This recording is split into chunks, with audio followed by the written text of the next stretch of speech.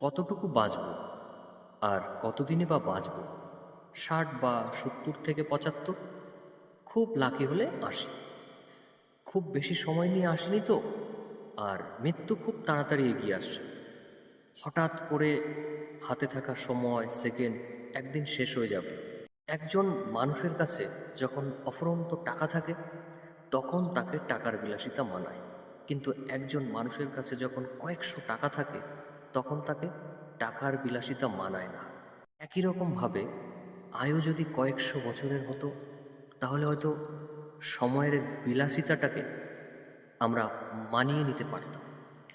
এত অল্প দিনের জীবনে রাগ, অভিমান, মন কষাকষি, সম্পত্তি নিয়ে রেষারেষি, ঘৃণা, কষ্ট, এইসব ব্যাপার স্যাপারগুলোতে সময় নষ্ট করে কি লাভ? নিজেকে সময় দাও। টুক করে অচেনা কোথাও বেরিয়ে পড়ো। আকাশ দেখো, সূর্য উদয় দেখো, সন্ধ্যায় কিভাবে পাখিরা তার বাসায় ফিরছে সেটাকে দেখো।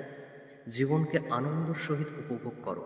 যদি পারো, প্রত্যেকদিন একজন মানুষের ভালো থাকার কারণ হয়ে দাঁড়াও। কারণ কতটুকুই বাঁচব আর কতদিনই বা বাঁচব। সবাই ভালো থাকবেন, সবাই সুস্থ থাকবেন, নিজের খেয়াল রাখবেন।